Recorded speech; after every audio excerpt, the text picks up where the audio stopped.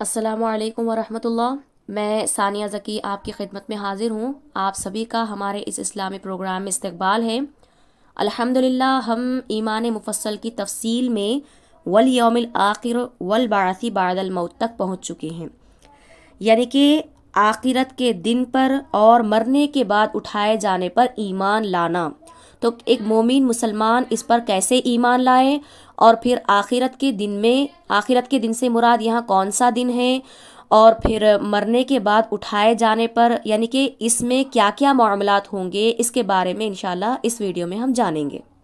سب سے پہلے ہم یہ جان لیں کہ والیوم الآخر یعنی آخرت کے دن پر میں ایمان لایا، تو یہاں آخرت کے دن سے مراد کون سا دن مراد ہے اور کون سا آخرت یہاں مراد ہے۔ جیسا کہ عالم آخرت کے دو دور ہیں۔ سب سے پہلا دور مرنے کے بعد سے لے کر قیامت تک ایک دور ہوگا، اسے بھی آخرت کا دور کہیں گے، اور دوسرا دور قیامت سے لے کر ابد الآباد تک، یہ آخرت کا دوسرا دور ہے۔ یعنی مرنے کے بعد جب انسان قبر میں پہنچ جاتا ہے، مردہ جب قبر میں پہنچ جاتا ہے، وہاں سے لے کے قیامت تک جو ایک دور ہوئے اسے بھی آخرت کہیں گے، اور اس کا دوسرا نام اسے عالم برزخ بھی کہیں گے۔ اور پھر دوسرا عالم حشر۔ آخرت کے جو دو دور ہے ان میں کا پہلا دور عالم برزخ ہے، اور دوسرا دور عالم حشر ہے، جسے عالم ابد بھی کہتے ہیں۔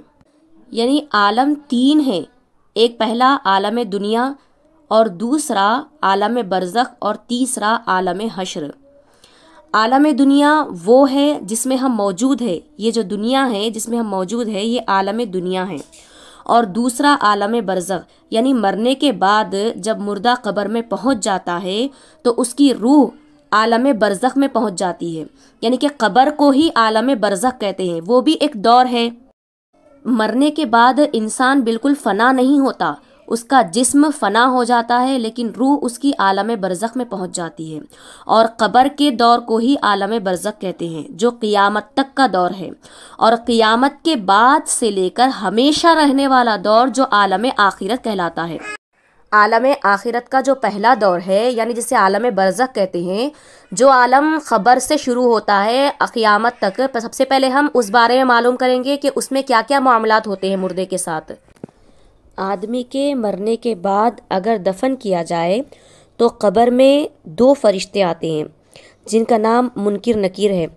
اگر دفن کیا جائے تو قبر میں آتے ہیں، ورنہ جس حال میں وہ مردہ ہو، جیسا کہ اگر وہ جل کر راکھ ہو جائے یا پانی میں ڈوب جائے یا درندے وغیرہ نے کھا لیا ہو، اور ایسا کھا لیا ہو کہ اس کے جسم کا ایک لوتھڑا بھی باقی نہ رہا ہو، تب بھی اس کے پاس دو فرشتے آتے ہیں جن کا نام منکر نکیر ہے، اور مردے سے یہ تین سوال کرتے ہیں، اور وہ مردہ چاہے مومن ہو یا کافر ہو، کوئی بھی ہو، لفظ ہر آدمی کے پاس یہ دو فرشتے مرنے کے بعد آتے ہیں، اور یہ سوال یہ کرتے ہیں، من ربو کا، تیرا پروردگار کون ہے، ومن نبیو کا، اور تیرا نبی کون ہے، وما دینو کا، اور تیرا دین کیا ہے۔ اگر مردہ ایماندار ہے تو جواب دیتا ہے، ربی اللہ، یعنی میرا رب اللہ ہے، و نبی محمد الرسول اللہ صلی اللہ علیہ وسلم، اور میرے نبی حضرت محمد مصطفیٰ صلی اللہ علیہ وسلم ہے، و دین الاسلام، اور میرا دین اسلام ہے۔ پھر اس کے لیے قبر کشادہ ہو جاتی ہے اور اس کو ہر طرح کا چین و سکون اور آرام ملتا ہے۔ اگر مردہ کافر یا منافق ہے تو تینوں سوالوں کے جواب میں کہتا ہے، ہا لا ادری، ہا لا ادری، یعنی ہائے افسوس میں نہیں جانتا، ہائے افسوس میں کسی سوال کا جواب نہیں دے سکتا، میں کوئی بات نہیں جانتا۔ پھر قبر اس پر تنگ ہوتی ہے اور ایسا دباتی ہے کہ پھسلیاں ادھر کی ادھر ہو جاتی ہے، یعنی ایک پھسلی دوسرے پھسلی میں داخل ہو جاتی ہے، اللہ اکبر، اور طرح طرح کے عذاب بھی اس کے اوپر ہوتے ہیں۔ اور قبر جو دباتی ہے وہ ایمان والوں کو بھی دباتی ہے قبر، لیکن ایمان والوں کو قبر اتنا ہلکا اور آرام سے دباتی ہے جس طرح بچے کو اس کی ماں پیار اور محبت کے ساتھ اپنے سینے سے لگا کر ہلکا سا کیسا دباتی ہے، ایمان والے کے ساتھ قبر بھی بالکل اتنا ہی ہلکا سا دباتی ہے۔ اور اس کا دبانا بھی بالکل سکون اور اطمینان کا ہوتا ہے۔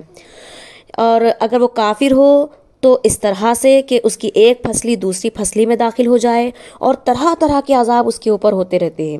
یہ باتیں قبر میں مردے کو معلوم ہوتی ہے، زندوں کو اس کی خبر نہیں ہوتی۔ جیسا کہ سوتا آدمی خواب میں سب کچھ دیکھتا ہے، لیکن جاگتا ہوا آدمی اور اس کے پاس جو بیٹھا ہوا ہے وہ ان سارے اس لیٹے ہوئے آدمی کے خواب سے بے خبر رہتے ہیں۔ ایسی ہی قبر میں لیٹا ہوا جو مردہ ہوتا ہے، اس کے اوپر جو گزر رہا ہے وہ سب دیکھتا ہے، سب محسوس کرتا ہے، لیکن اس قبر پر آنے جانے والے لوگ ان چیزوں سے بالکل بے خبر ہوتے ہیں۔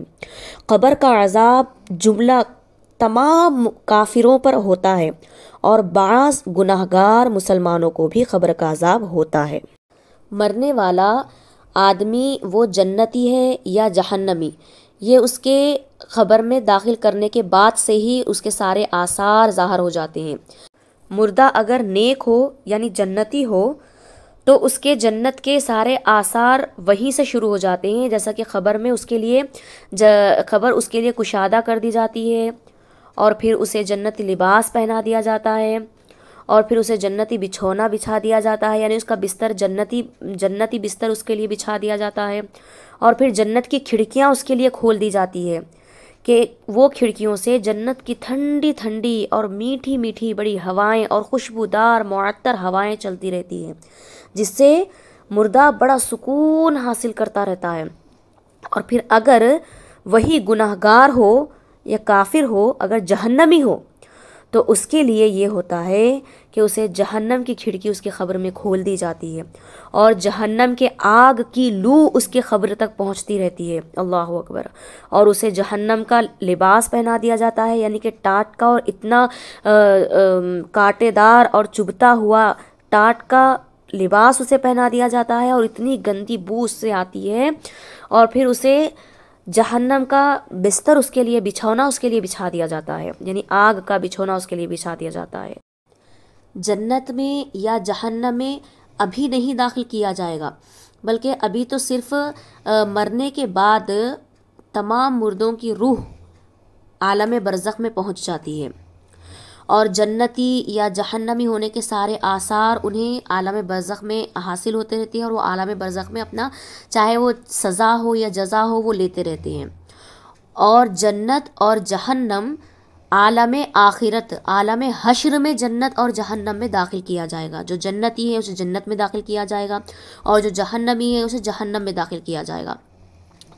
اور کافر اور مشرکین کے لیے دائمی جہنم ہے، اور مسلمان گناہگاروں کے لیے بھی جہنم ہے، لیکن مختصر سی مدت کے جتنے ان کے گناہ ہیں وہ اتنی گناہوں کی مدت تک وہ جہنم میں رہیں گے۔ پھر رائی کے دانے کے برابر بھی اگر ان کے دل میں ایمان ہو تو وہ پھر دوبارہ جنت میں داخل کر دیا جائے گا۔ بلحاظ بالآخر مسلمان کے لیے دائمی جنت ہے، اور کافر و مشرکین کے لیے دائمی جہنم ہے۔ یہ ہو گئی بات عالم برزخ کی۔ اب ہم چلیں گے عالم حشر، یعنی کہ قیامت کے بعد کا کیا عالم ہوگا اور اس وقت کیسے کیسے معاملات پیش آئیں گے، انشاءاللہ اس بارے میں ہم بات کریں گے۔ سب سے پہلے دیکھیں کہ قیامت کیا ہے۔ قیامت جس دن اللہ تبارک و تعالی اس عالم کو فنا کر کے پھر تمام مردوں کو زندہ کرے گا، یعنی کہ قیامت کا جب وقت شروع ہوگا تو جو دو عالم اس سے پہلے ہے، یعنی عالم دنیا اور عالم برزخ، یہ فنا ہو جائیں گے۔ اب عالم حشر یعنی عالم آخرت یعنی قیامت کا وقت، اب یہاں سے یہ والا دور شروع ہوگا، اور ان سے ان کی نیکی بدی کا حساب لے گا، جس کا نام قیامت ہے۔ قیامت کا آنا برحق ہے۔ قیامت کی جتنی علامتیں اللہ اور اللہ کے رسول صلی اللہ علیہ وسلم نے بتائی ہے وہ سب پوری ہوں گی۔ مثلاً جیسے کہ امام مہدی علیہ السلام کا ظاہر ہونا، کان دجال کا نکلنا، حضرت عیسیٰ علیہ السلام کا آسمان سے اترنا اور دجال کو مار ڈالنا، یاجوج ماجوج کا نکلنا، اور قہر الہی سے ہلاک بھی ہو جانا، اور دابت الارض یہ ایک جانور ہے اور آدمیوں سے یہ کلام بھی فرماتا ہے، اور یہ جانور کے بارے میں بتایا گیا کہ یہ ایسا ہوگا کہ یہ کون حق پر ہے اور کون ناحق ہے، کون باطل ہے، یہ اس کی بھی پہچان کرے گا یہ جانور، اور پھر لوگوں سے کلام بھی کرے گا، اور اس کے پاس حضرت سلیمان علیہ السلام کی انگوٹھی ہوگی، حضرت موسیٰ علیہ السلام کا عصا ہوگا۔ لہٰذا آفتاب کا مغرب سے نکلنا اور دنیا کا کافروں سے بھر جانا، یعنی کہ قرب قیامت مسلمان بہت کم ہو جائیں گے، ایمان والے بہت کم ہو جائیں گے، اور کافروں کی تعداد بہت ہو جائے گی، اور کافروں سے دنیا ساری بھری رہے گی۔ آسمان سے ایک دھواں ظاہر ہوگا اور سب کو گھیر لے گا، اور روایتوں میں آیا ہے کہ وہ دھواں مسلسل 40 روز تک رہے گا، اور اس دھواں کا سب سے زیادہ اثر کافر و مشرکین پر ہوگا۔ اور سب سے آخر ہے کہ آگ کا ظاہر ہونا، یعنی روایتوں میں آیا ہے احادیث مبارکہ میں کہ یمن کی جانب سے وہ آگ نکلے گی، اور وہ آگ ایسی ہوگی کہ سارے لوگوں کو حشر کی طرف لے جائے گی۔ تمام علامتوں کے بعد حکم الہی سے حضرت اسرافیل علیہ السلام سور پھونکیں گے، جس سے موجودہ عالم سب فنا ہو جائیں گے۔ پھر جب اللہ تبارک و تعالیٰ کو منظور ہوگا دوبارہ سور پھونکا جائے گا، اس سے تمام مردے زندہ ہو جائیں گے۔ اور تیسرا ہے کہ اس قیامت کے وقت ہی، قیامت کے دن ہی میزان بھی قائم ہوگا۔ قیامت کے دن میزان یعنی ترازو قائم کی جائے گی، اور اس میں بندوں کے نیک اور بد اعمال تولے جائیں گے۔ اور چوتھا ہے کہ کتاب یعنی نامہ اعمال، جس میں بندوں کے نیک و بد عمل لکھے جاتے ہیں، یعنی کہ چاہے وہ عمل ظاہری طور پر کرتا تھا یا باطنی طور پر، یا سب سے چھپا کر کرتا تھا، اعلانیہ کرتا تھا یا پوشیدہ کرتا تھا، بلکہ ہر وہ ذرہ ذرہ عمل اس نامہ اعمال میں لکھا جائے گا۔ قیامت کے روز ایمانداروں کو دائیں ہاتھ میں سامنے سے نامہ اعمال دیا جائے گا، اور کافروں کو بائیں ہاتھ میں پیچھے کی جانب سے دیا جائے گا۔ اور حساب کتاب بھی ہوگا۔ قیامت کے دن تمام بندوں کے بھلے برے اعمال سے ذرہ ذرہ اور رتی رتی کا حساب لیا جائے گا۔ اللہ اکبر، اللہ اکبر، اللہ ہم سب کی حفاظت فرمائے۔ اور چھٹا ہے کہ سوالات جوابات بھی ہوں گے، یعنی قیامت کے روز ہر ایک بندے سے پوچھا جائے گا کہ دنیا میں تو نے کیا کیا، اطاعت و فرما برداری میں رہا یا گناہ و نافرمانی میں اپنی زندگی گزاری ہے۔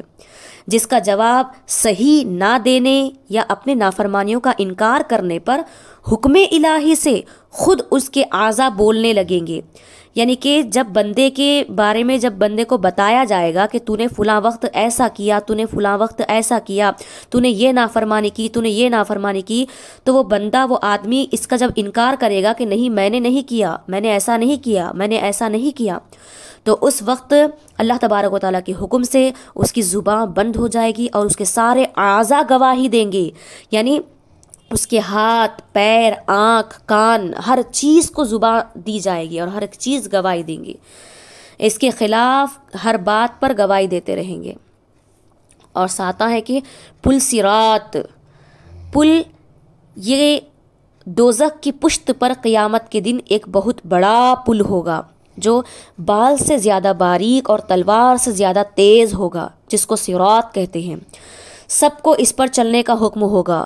جو لوگ نیک ہیں وہ تو اپنی اپنی نیکیوں کے اعتبار سے جلد یا آہستہ آہستہ برحل پار کر کے جنت میں چلے جائیں گے، لیکن بدکار اپنی بدکاریوں کے موافق لغزشیں کھا کھا کر یا کٹ کٹ کر دوزخ میں گر پڑیں گے۔ اور پھر حوض کوثر، اللہ تبارک و تعالیٰ نے رسول کریم صلی اللہ علیہ وسلم کو ایک حوض عطا فرمایا جس کا نام حوض کوثر ہے۔ آپ صلی اللہ علیہ وسلم کی امت اس کے پانی سے قیامت کے دن سیراب ہوگی۔ اس کا پانی دودھ سے زیادہ سفید اور شہد سے زیادہ میٹھا، شیرین اور برف سے زیادہ ٹھنڈا ہوگا، اور یہ ایسا ٹھنڈا نہیں دے گا جیسا کہ ہم برف کا پانی اگر پی لیں گے تو وہ ہمارے لیے نقصان کا باعث بنتا ہے، لیکن وہ ٹھنڈک ایسی ٹھنڈک رہیں گی جو بالکل ہر جسم کے ہر حصے کو تسکین پہنچائے گی، روح کو بالکل تسکین پہنچائے گی، ویسا ٹھنڈا پانی ہوگا۔ جو اسے ایک بار پیے گا وہ پھر پیاسا کبھی نہ ہوگا۔ سبحان اللہ۔ اس کے بعد ہے شفاعت۔ اب آیا ہے شفاعت کا مقام۔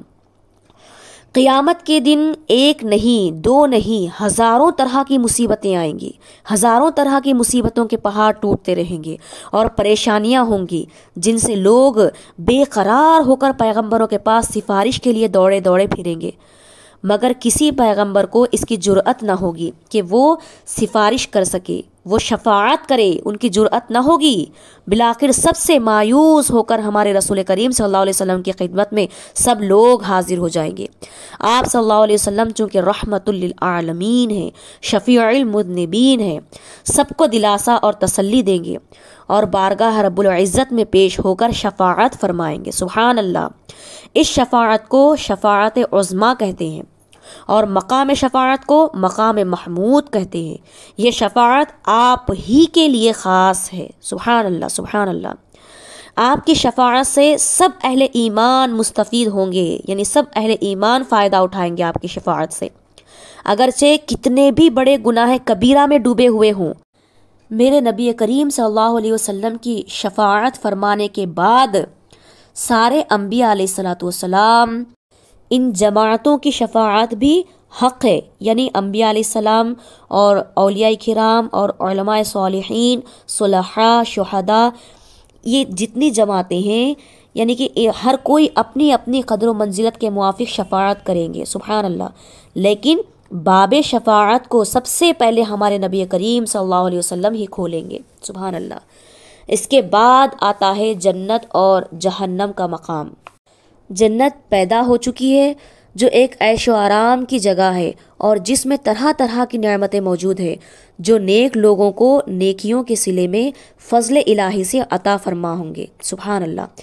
جنت اور اہل جنت کبھی فنا نہیں ہوں گے، نہ جنتیوں کو کسی قسم کی تکلیف ہوگی، نہ رنج ہوگا، نہ غم ہوگا، نہ کوئی مصیبت ہوگی، بلکہ وہ اپنے اپنے نیک اعمال کے اندازے سے ہمیشہ ہمیشہ عیش و آرام میں رہیں گے، اور ہر کوئی اپنے اپنے نیک اعمال کے حساب سے اس طرح کے درجے پائیں گے۔ سبحان اللہ۔ جنت میں سب سے بڑی نعمت جو جنتیوں کو دی جائے گی وہ ہے اللہ تبارک و تعالیٰ کا دیدار۔ سبحان اللہ۔ جو جنتیوں کو نصیب ہوگا اور اس کے مقام میں جتنی جنت کی نعمتیں ہیں وہ ساری ہیچ نظر آئے گی، یعنی کہ اللہ تبارک و تعالیٰ کے دیدار کے بعد جتنی اور نعمتیں ہیں وہ ساری بالکل ہلکی اور پھیکی پھیکی سی دکھائی دے گی۔ اس کے بعد ہے دوزخ۔ دوزخ بھی پیدا ہو چکی ہے، جس میں آگ، سانپ، بچھو، طوق، زنجیریں اور طرح طرح کے عذاب تیار کر رکھے ہیں، جو بدکاروں کو ان کے بدکاریوں کے عوض میں دیے جائیں گے۔ اللہ اکبر، نعوذ باللہ من ذالک۔ دوزخ اور اہل دوزخ بھی کبھی فنا نہیں ہوں گے، یعنی جو لوگ کافر و مشرک ہیں وہ دوزخ میں ہمیشہ رہیں گے، ان کو موت بھی نہیں آئے گی، کیونکہ موت بھی فنا ہو جائے گی۔ چنانچہ موت کو دمبے کی شکل میں لا کر ذبح کر دیا جائے گا۔ بعض گناہگار مسلمان بھی دوزخ میں داخل ہوں گے، لیکن ہمیشہ اس میں نہیں رہیں گے، بلکہ ان کے گناہوں کی جتنی مقدار ہے، ان کے گناہوں کا بدلہ جہنم میں لے کر دوبارہ پھر ان کو جنت میں داخل کر دیا جائے گا۔ جس کے دل میں ذرہ برابر بھی ایمان ہوگا تو بالآخر وہ بھی جنت میں چلا جائے گا، یعنی کہ جتنا اس کے گناہ اس نے اپنی زندگی میں کیے ہیں اس کا پورا بدلہ، اس کی پوری سزا جہنم میں لے کر وہ دوبارہ جنت میں چلا جائے گا۔